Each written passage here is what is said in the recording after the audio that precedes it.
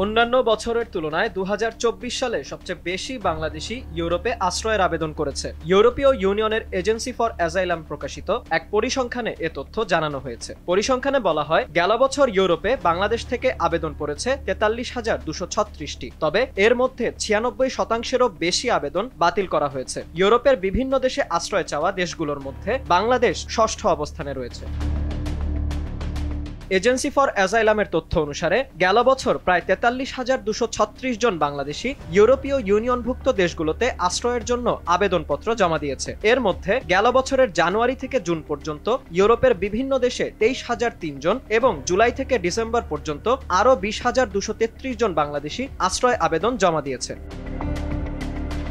2023 সালে ইউরোপে আশ্রয়ের আবেদন করেছিল প্রায় 40,332 জন বাংলাদেশি নাগরিক। ওই বছরের তুলনায় 2024 সালে ইউরোপে বাংলাদেশিদের আশ্রয় আবেদনের হার প্রায় 7.2% বৃদ্ধি পেয়েছে, যদিও এর মধ্যে মাত্র 3.9% আবেদন গ্রহণ করেছে তারা। বাকি সিংহভাগ আবেদনই খারিজ করে দিয়েছে ইউরোপীয় ইউনিয়নভুক্ত দেশগুলো।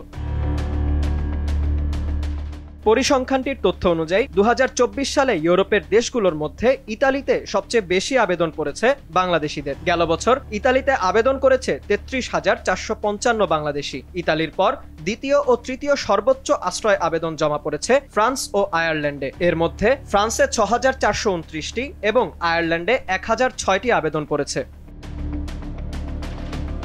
ইউরোপে আশ্রয় আবেদনে দক্ষিণ এশিয়ার দেশগুলোর মধ্যে সবার ওপরে রয়েছে আফগানিস্তান, এরপরেই বাংলাদেশের অবস্থান। ইউরোপীয় ইউনিয়নের এজেন্সি ফর অ্যাজাইলাম জানায়, এসব দেশের অন্তত 48% আবেদন ইউরোপের নাগরিকত্বের জন্যই করা হয়েছে। বিন ইয়ামিন, RTV।